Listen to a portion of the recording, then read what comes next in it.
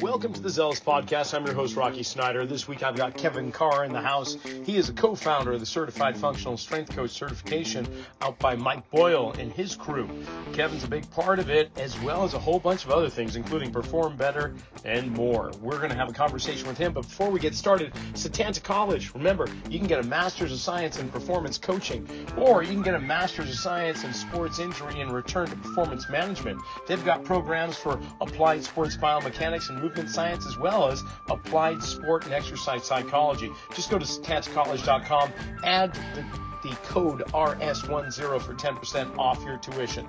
And if you want more education, well, just go to RockySnyder.com. Continuing education workshops are online as well as in person for your entire training and medical staff. So that means CEUs for your athletic trainers, your physical therapists, your chiropractors, personal trainers, and strength coach. Just go to RockySnyder.com, give us a ring, and we'll be happy to help you. In the meantime, follow us on Instagram at Rocky_Snyder and subscribe to this podcast. Let's go. Well, Kevin, thanks for joining me on Zealous. I've been looking forward to this. You're basically in my old neck of the woods where I grew up in Middlesex County, Massachusetts. And not only that, speaking of Massachusetts, we're both fellow alum of UMass Amherst. And I think I got there about a decade or more before you arrived on campus, but we won't delve too deep into the years. But you got your bachelor's at UMass. Is that correct? Correct. Yeah. Two proud Minutemen here. Yep. Yeah. I graduated 2010 Nice. from UMass Amherst. I got to tell you, I went by campus about a year ago, just drove through, and it's a little different from 1990 when I left there. You know, You've done a lot of building, huh? Oh my gosh, dude, I didn't recognize the campus. I mean, I could tell where the pond was. I could still see that as I was driving by, but all the buildings surrounding it, there were several that I didn't recognize. So it's come a long way, and so has the exercise science department at UMass. I won't say it was quite as credible as it is now. So you went to UMass. What happened after that? Take me through a little bit of a timeline up till now, what you've been doing. Well, I was lucky. So I graduated in 2010, but I started interning with Mike Boyle at MBSC in 2008. So I was in my undergrad when I started my internship experience and getting practical hands-on experience there, which was nice because, I would go back over summer break or spring break or winter break and work some hours. So I was kind of getting my hands-on experience while I was in my undergrad. So then when I graduated in 2010, I went straight into working at MBSC. Like right the week after I got out, I was there coaching. And so I was able to kind of transition into being there full time right away because I already kind of had, 2 years or so underneath my belt with them, and kind of jumpstart right into my career. I knew that's exactly what I wanted to do. After my internship experience, I was very clear on that I wanted to coach and go right into that environment at MBSC as a coach. So I was very fortunate. I got a jump start kind of on my practical experience early in my college career so that I could kind of get right into it. Right on. Now, were you a client of Mike's for a little while, or how did you come upon it? No, actually, this is a great story. So I grew up not that far, Massachusetts, and MBSC's Woburn. I grew up in Maynard, Massachusetts, Central Mass, so probably about 35, 40 minutes away. I had no idea MBSC even existed. I was, I grew up, I was going to Gold's Gym in high school. I loved lifting, and I always tell the story. There was a guy working at Gold's. I just worked the front desk mainly so I could have a membership to work out for free. And there was a guy who was a private contractor there. And I took my ACE personal training certification the second I turned 18. I knew nothing about training whatsoever. I just kind of did the machine circuit that was in Gold's. But there was this guy who was a private contractor. His name was Clark Evans. And I look over and he's training clients. He's doing single leg deadlifts. He's doing single leg squats. He's doing hang cleans. He's doing chin ups, all stuff that I didn't do or really know much about. And I was talking to him. And he's like, "Oh yeah, you come work out with me." I worked out with him. It crushed me. And he's like, "I just did this mentorship with this guy, Mike Boyle. He's a strength coach at Boston University." And that was when we were doing those week-long mentorships where you'd spend a week at MBSC, you'd go to BU with Mike. And, he was like, "You should really look into it. If you're going to go to school for exercise science or kinesiology, you should look into an internship." So I just, threw my hat in the ring. After my freshman year, I applied and I got an internship there.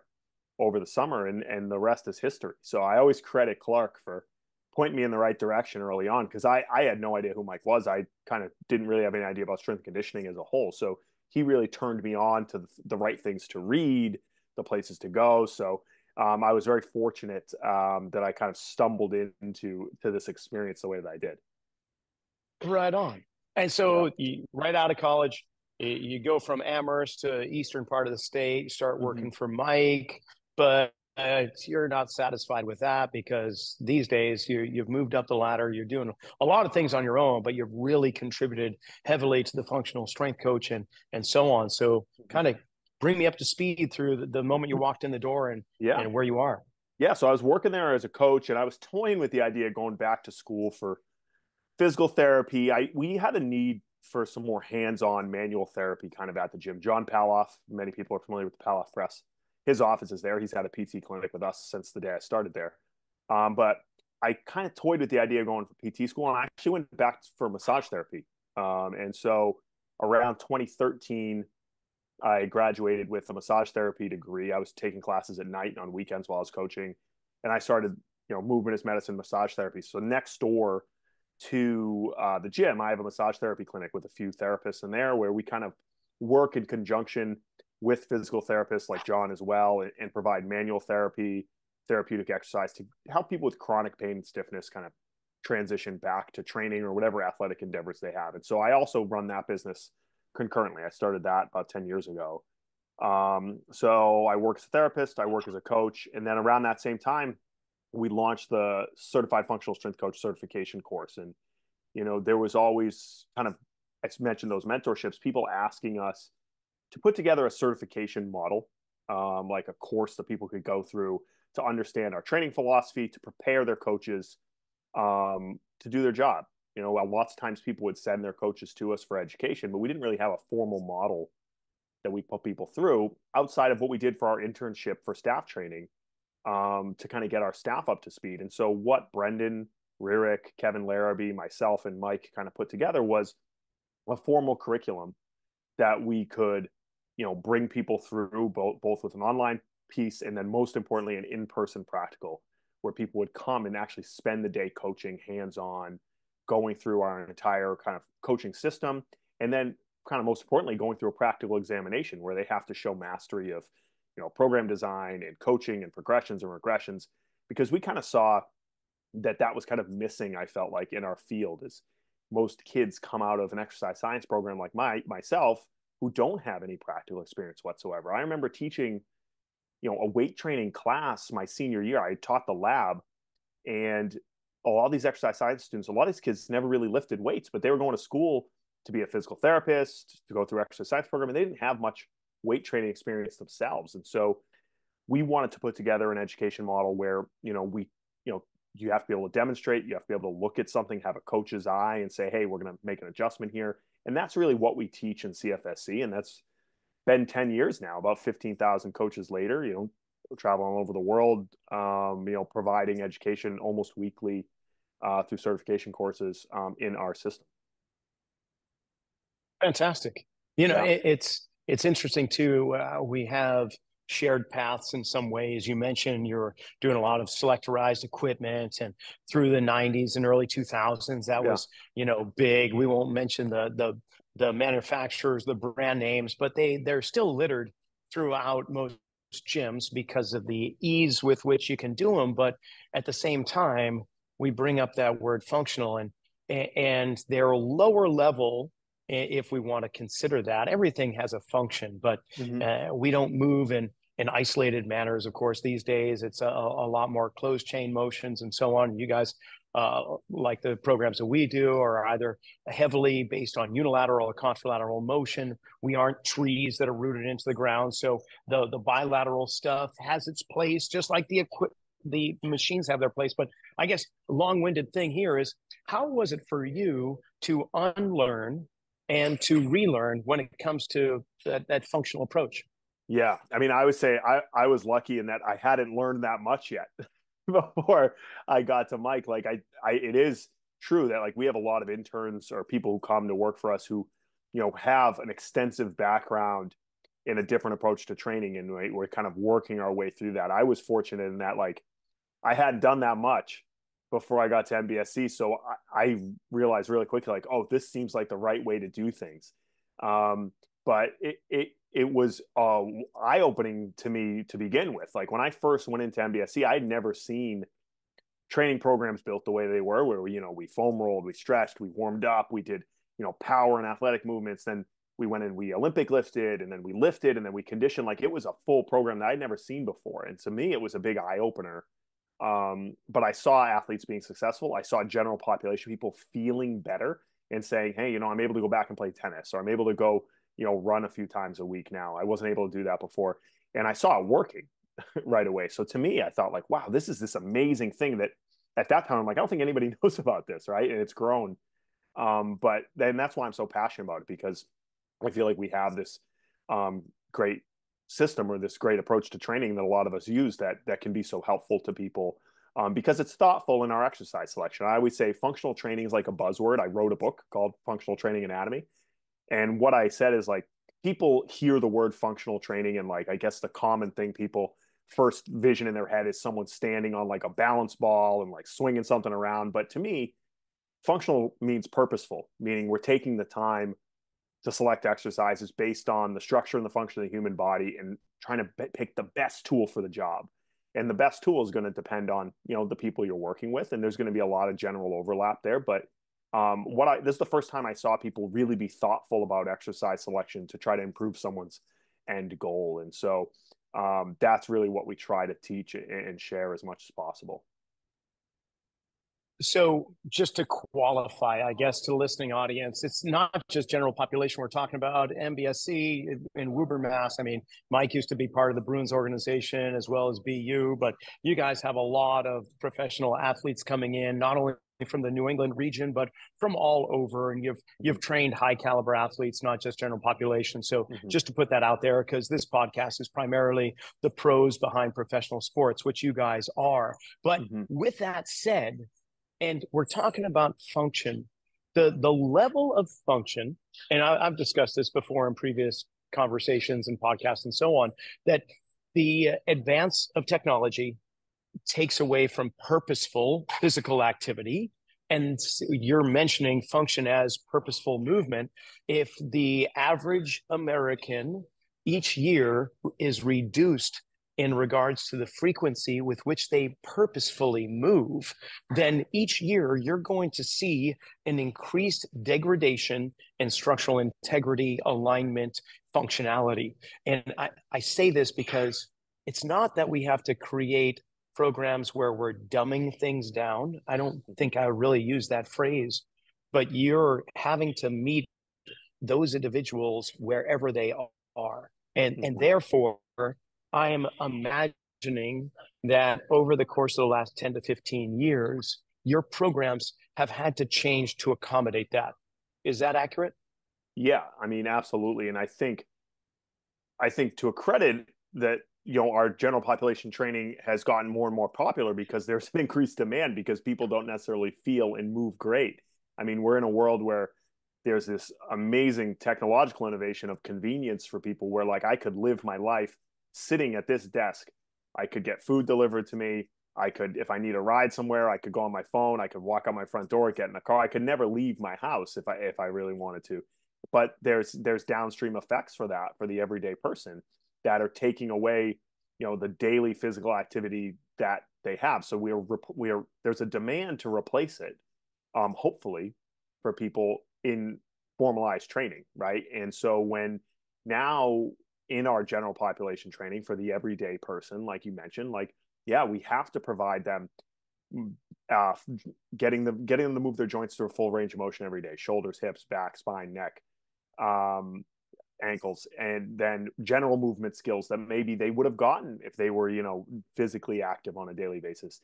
Then moving to things like power, then moving to things like strength training, and then cardiovascular and aerobic work. And so, yes, we have to be able to see the people that come in to work with us, figure out where they're at, and then build a program that meets them where they are. I think that if you're going to say, what do trainers do? What is our primary purpose? Is to bring the training program to the person, right? They're coming to us because they're not sure where to start. And so great coaches generally are able to say, hey, this is where your starting point is. And then build a program around them and slowly bring them along to where they need to be. And that's really what we do on a daily basis, whether it's a competitive athlete at a high level or whether it's, an everyday person who's, just looking to get back into exercise.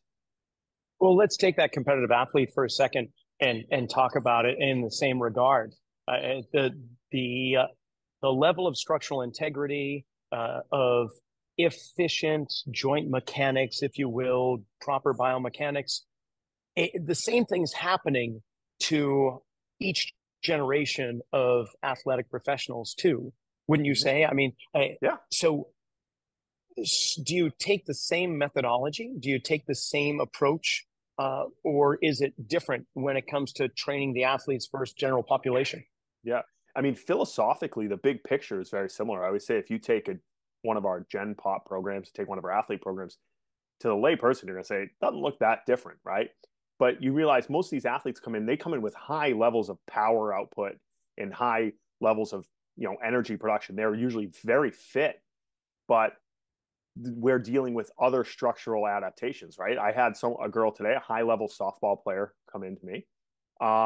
And you realize this girl takes thousands and thousands of swings per week. And, there's a compensation that occurs there. One that probably makes her better at hitting a softball, but she came to me with back pain because of the compensatory things that she brought from hitting and hitting and hitting. This is tournament season for softball kids.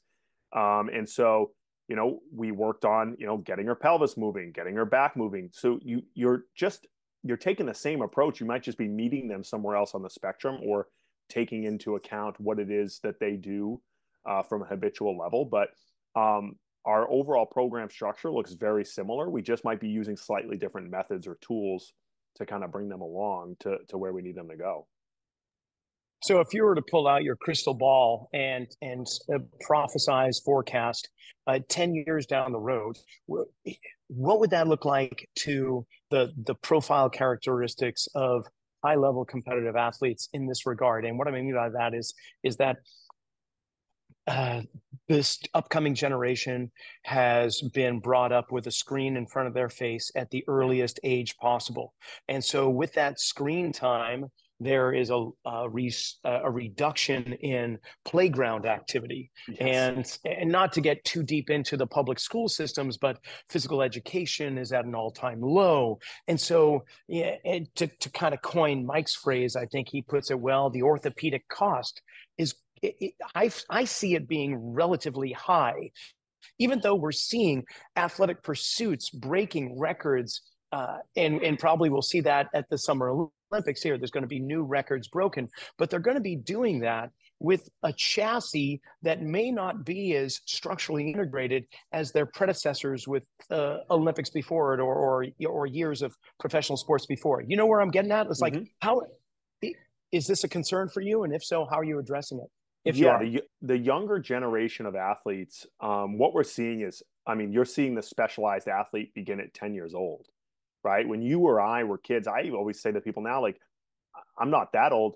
Every kid I know who was a great athlete was a 3-sport athlete, all the way up through high school, right? The best kids I know, the kids who were went on to play in college, they played football, they played basketball, they played baseball. That doesn't exist anymore in high school or youth athletics. And it's because, one, like you said, the playground and physical education has disappeared at the lower levels. And the organized sports movement for youth sports has turned into a big business where kids are pressured and forced to specialize at like the age of 10 into becoming a soccer player, becoming a basketball player, becoming a hockey player. And they're not developing really general physical athletic qualities. They're generating skills specific to their sport. And they're getting higher and higher levels of repetition in whatever their pattern is, as opposed to, playing soccer and then taking a break and playing basketball and then going and playing baseball or whatever it might be. They're not getting that kind of seasonal approach to how they develop as athletes. And there is a price to pay for that. I think you see kids drop out earlier. You see kids with repetitive stress injuries or injuries that you don't necessarily see at a young age. I mean, we know the ACL epidemic, especially with women, is growing and growing there. It's not slowed down whatsoever. And they wonder why, but you have these kids playing more matches in a year than professional athletes at the age of 12. And they scratch their heads and say, well, why are we seeing so many ACL tears? And so you're seeing those downstream effects now. And these kids aren't doing anything outside of the sport. You said, like, if they're not playing and practicing, they're on their phone. And so we there's a price to pay for that. And then we get the survivorship bias where, you see the people who set the records at the Olympics and you get their backstory and, they played soccer since they were phenoms since they were 8. That doesn't mean that works for everybody. And usually that's kind of a survivorship bias. And so I think the more I talk to parents in athletics at a young age, I tell them, like, keep your kid as an athlete as long as possible, a multi-sport athlete as long as they can, expose them to as much general physical activity as possible at a young age. And there will come a time for them to specialize, maybe into high school, especially if they show a preference or that they excel at a specific sport. But we don't want to rush them into that. And we have to maybe kind of, not succumb to the pressure of the youth sports organizations who are always trying to get you to sign up for the next tournament, sign up for the other club team, and continue to pile on those repetitions in one specific sport. And how much pushback do you get from the parents when you have this conversation? Is it falling on deaf ears? Are they saying, "Oh man, I'm so glad you say that"? What's the response? Yeah, it's tough. I mean, my daughter's only 2, so like I'll become a sport parent at some point. And it's probably easy for me to say that as some kid who's not competing, because they always feel this pressure that they need to keep up with the Joneses, and their kid's doing this, their kid's doing that. I understand that, and it usually takes an injury or a setback for them to open up their mind to, hey, maybe there's another way to go about this. And so, yeah, sometimes they say, hey, well, they really need to do this tournament. I'm like, does it really make a difference? Like, I had a conversation with a baseball parent. This kid, he's having shoulder and elbow issues, and he played fall ball, he played spring ball. And he's like, well, we really got to do summer. I said, why? He's already in college. Like, he's not, we already know he's not going to Major League Baseball. So just let him lift weights for the summer. Right. And he's like, wow, his coach really wants him. I said, do you care more about the coach or do you care more about the kid? And sometimes you have to be direct with them to let them know, like, we're not, changing the world by pitching a few innings over the summer. But if you can let the kid rest and let him train a little bit, maybe when it actually matters with his college team, that, things will be better. And so you have to be able to communicate directly and just, tell them that, hey, this is for the best interest of the child or the athlete that's competing, and hopefully get the message across. But you're always going to get some pushback generally when they're playing a comparative game with the other kids around them. Okay, you mentioned you when pursued manual therapy, massage therapy, and so on. Is that something that you've integrated in with the program design, or are you just taking the concepts and saying, okay, here are the target zones that I would normally get my hands on you on a table with, but I'm going to have you use these orbs or rollers or sticks or massage guns or whatever tools you have at your disposal? How do you integrate the manual soft tissue work into a program? Typically, I'm seeing the clients in a separate session, one or multiple times a week, depending on what they're dealing with or what they're currently training their training looks like. So, maybe if like right now, we have a lot of professional hockey players in their off-season training with us. They're in 4 days a week lifting. Typically, I'm seeing them 1 or 2 days a week, working on their hips, working on their shoulder, whatever it is that they need. And then communicating with whoever their coach is, saying, hey, like, this is what I'm seeing in the treatment room. Let's just go make some adjustments out on the floor as far as some specialty exercises, things that we want to do to kind of address whatever it is they're dealing with. And so they'll see me for a short session. They go out and train either before or after, and then we kind of collaborate with the coaches. Generally, that's how it works, is I'll see them separately. But I will say, having the skills and vision as a manual therapist has certainly helped me in my daily practice as a coach. From an anatomical or functional perspective, being able to look at, what it is that they're dealing with, being a little bit more thoughtful in my exercise selection. The manual therapy background has certainly helped me there. But I'm typically integrating it into a different session and then providing exercise in the training environment to go along with that. So in that individual setting, is it something where you're giving them a movement, you're seeing, we'll just say joint mechanics, one Mm-hmm. area going a little bit faster than another, or for that matter, we'll just take the flip opposite, and one area not moving to the speed with which it should. You're like, okay, hold on a second.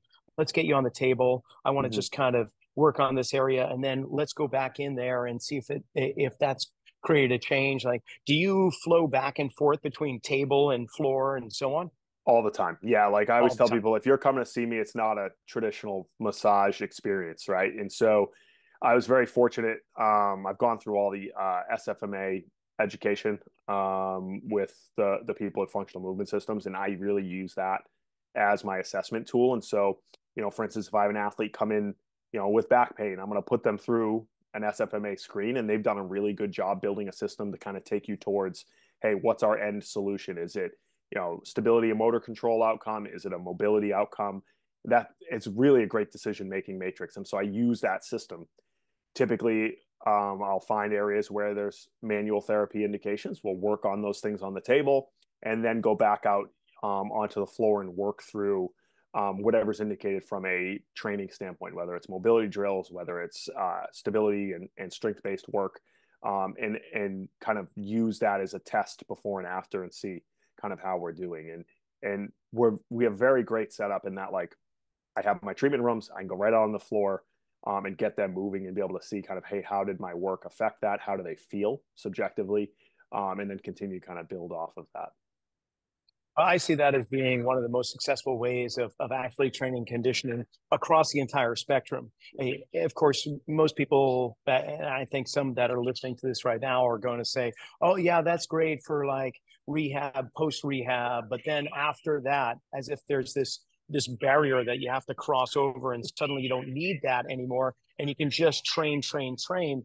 But I see it going all the way from one end of the spectrum to the other, that there's always going to be fatigue at certain areas. The body is a plastic entity that is always in a state of flux, depending upon what it encountered in the last week or last day or last hour. So there's this constant kind of, I won't say manipulation, but this dance that you Mm-hmm. have with your clients and athletes, that you're constantly going, oh, okay, we've got to go where the body is telling us to go, because that's really what you're using. You're using the body as a communication tool to know what they need in that specific moment. Is that a good way of saying it? Yeah, I mean, high level athletes are always kind of balancing on the homeostasis line. They're pushing themselves, right? And so I always find, like, the higher level athletes have a real fine kind of buffer zone when they're pushing themselves to feel good and perform their best, right? Like, as we get to the end of July, we have all these professional hockey players who are not only training with us 4 days a week, but they're out there skating, doing skill work, hard power skating. So I mean, they might be relatively healthy, but they don't always feel great, right? And so for us as therapists, like, I'm constantly helping them continue to practice and perform at their best as they get ready for training camp in the fall. And so we're always kind of tinkering to make sure, hey, you're right where you need to be. They come in, their hips a little sore, their back's a little sore, their shoulders a little sore. What do we need to do based on how you move, how you feel, what we see out on the training floor to kind of keep you where we want you to be? And that's really what's required if you're going to be performing at that level, is constantly having, people fine tune things to keep you kind of at your best or feeling your best, so you can do what you need to do. Totally get it. We're on similar paths in that way, and the same thing with our approach. And of course, there's nuances that may be different from between East Coast to West Coast here, where my studio is and yours, and so on. But it's encouraging and refreshing to know that we're there's others taking these type of things into consideration. You mentioned FMS and the SFMA, and I imagine throughout your travels of education that you've gleaned other philosophies, methodologies, and so on. What other avenues of influence, shall I say, do you bring into your day to day? Yeah, I went through the Postural Restoration Institute pretty much all the way through a number of their courses, and there's the general philosophy of the using respiration as a tool, using breathing as a tool. to influence position, to influence posture, and being able to put that into whether it's your mobility work, whether it's some of your prep work, whether it's your core training, has been definitely influential on our program at MBSC, has been influenced on my practice at Movement is Medicine. Because you think the majority of our athletes don't think about how they breathe. Many of them are really extension biased. And, if we can get them to understand how to inhale, exhale, create abdominal tension, we can have a pretty large influence on how their joints move, how they feel. And so that's definitely been something that's been tied in from a therapy standpoint for sure. I've gone through a number of manual therapy courses, that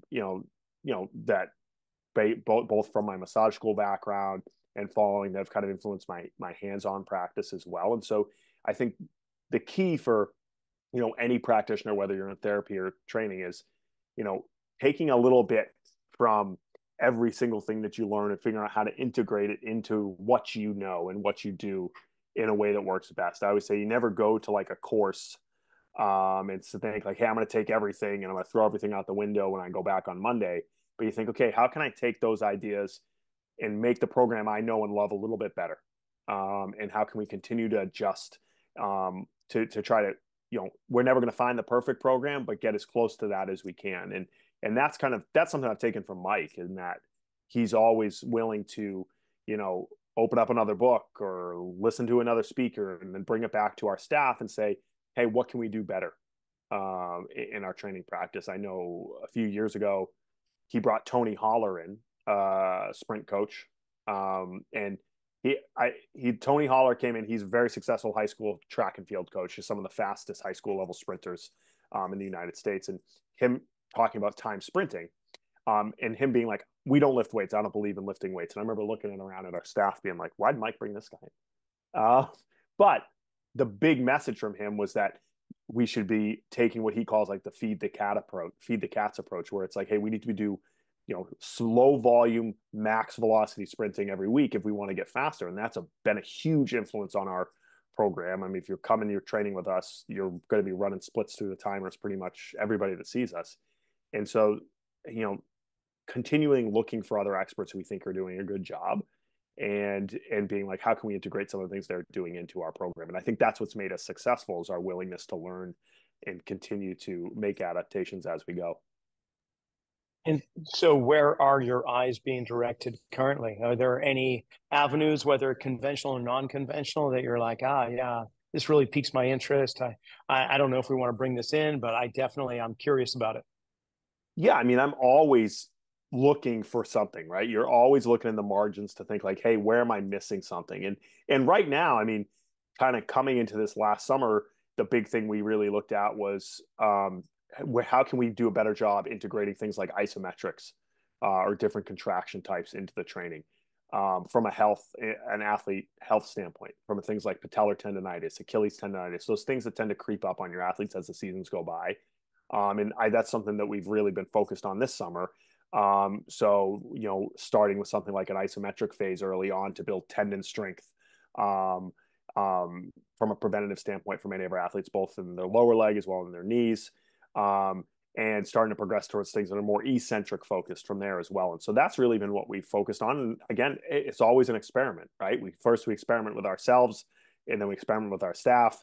And then once we feel like we have a good grip, we'll start to put it into the program. And that's kind of what we're working through now. And it's been pretty good, and the athletes seem to enjoy it. So we'll kind of know at the end of summer. We tend to do a post-mortem on the summer program and say like, hey, how do we think this went from both a training effect standpoint as well as a practical application on the floor standpoint? And then we go back to the drawing board in the fall for the next program and keep going from there. And when it comes to sports science, like velocity-based training, pressure plates, that type of thing, how much do you guys utilize that, or is that something that on an individual level we will? Yeah. In a group level, again going back to the idea of practical application, it can be more challenging. So if you think about kind of the context is how we tend to work in our business, is we typically have groups of 8 or 10 athletes at a time, and so it can be challenging to kind of integrate something fully like force plate usage or VBT. But with individual clients, we have the resources. John Paloff has the Hawkins plates at the gym. And so typically when I have athletes who are injured in the rehab process, whether it's an ACL, some sort of lower leg injury, we'll usually do an assessment. I'll work with John to do an assessment on the plates. We'll get some feedback. We'll provide exercise intervention, then come back to the plates throughout the rehab process to kind of track our progress there. We'll kind of use them in that context mostly. Yeah, there's two different how would I say it, departments perhaps. There is the the force production, looking at the metrics there, how well are they maintaining and where is their fatigue.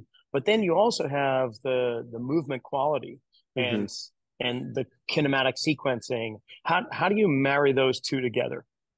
Yeah, and so this is something that I've actually talked with John Paloff a lot about is that, for instance, I had an athlete who had an ankle tibia fracture, limited ankle mobility, and like when we looked at him we look at him on the table, and I see him move on the floor, I could see that his ankle doesn't move the way it needs to, right? So I know that there's a mobility limitation there that's affecting how he feels upstream when he plays.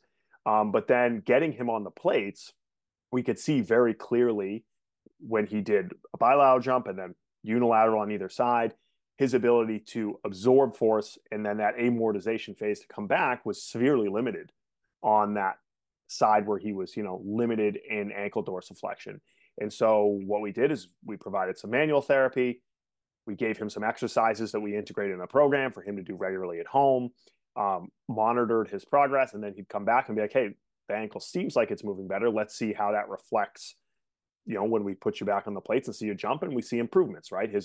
His ability to be elastic on that side had improved, which one translates to performance, but also translates to his injury risk. He had following that ankle fracture, recurrent kind of sprains and irritations on that ankle that have seemed to clear up as we start to clear that ankle up. And so using data in that context from a rehab standpoint is really, really helpful.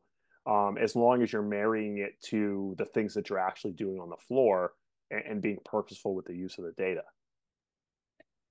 Okay, with that said, and there's debate about this, but would you be more biased toward the side that requires a little bit more attention when it comes to program volume, or are you going to just go, okay, we're going to do the same thing regardless of both legs? Not necessarily more bias in volume, but there was more volume as far as maybe specific exercises. So like our big rock exercises, some of our plyometrics, our major lifts didn't really change. But as far as the mobility work for that ankle, there was definitely much more volume on that affected side. As far as the specific ankle strengthening stuff that he was doing at home on his own and kind of pre-lift, definitely more volume on those things because we had a deficit there. But as far as the majority of the program, I would say 90% of what we were doing looked pretty symmetrical from side to side outside of those few things. Yeah, I can imagine. I mean, especially the higher level caliber, the better cheats they are, more or less, Yeah. right? And Yeah. finding ways to get around it to produce the force they need. So, and is that something you just? How long do you continue that path? How long do you assess, reassess? It's just a continual program for this individual, or when do you kind of just close the chapter on that? Yeah, I mean, once we started to see one from subjective feedback from him, hey, how do you feel playing? Do you still have soreness in that ankle following the gait? Like he would come in after a couple of games and be like, I have soreness in my ankle. That was pretty good subjective feedback that we had an issue there. Hey, I feel fine after games. We did some more assessments. Hey, we looked like we've evened you up pretty close based on the parameters to kind of John sets on the plates. And we're still keeping kind of those specialty exercises in the program. I just said, hey, just make these part of what you do. Because in reality, these are probably things that he should have been doing beforehand, right? Whether it's regular ankle mobility work, whether it's lower leg calf, tibialis type work to keep that ankle moving.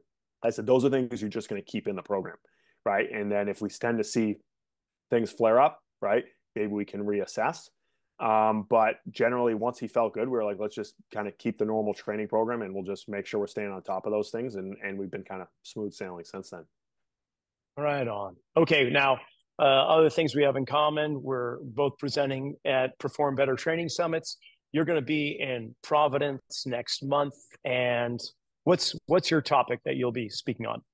Yeah, my topic is called 5 Fitness Facts That Could Save Your Life. And so, what I'm going to be speaking about is kind of broadly both from a why and how standpoint behind how we build programs for general population clientele, the science behind training as it affects, health span and lifespan, and longevity and resilience. Like, why do we build programs the way that we do, from mobility to how do we build the movement prep to power to strength and to conditioning from a scientific standpoint? Why is it important we do these things to stave off things like chronic disease and improve lifespan and health span, and then really give the people who are attending in the practical an experience of going through that program. When I did it in Orlando earlier this summer, I really took people in that hands-on from beginning to end through an adult program and explained why do we build the program this way, and took them through that experience. And so that's what I'm going to be doing in Providence as well. And the training demographic, are we talking general population, Yeah, athletes, or general across the population. spectrum?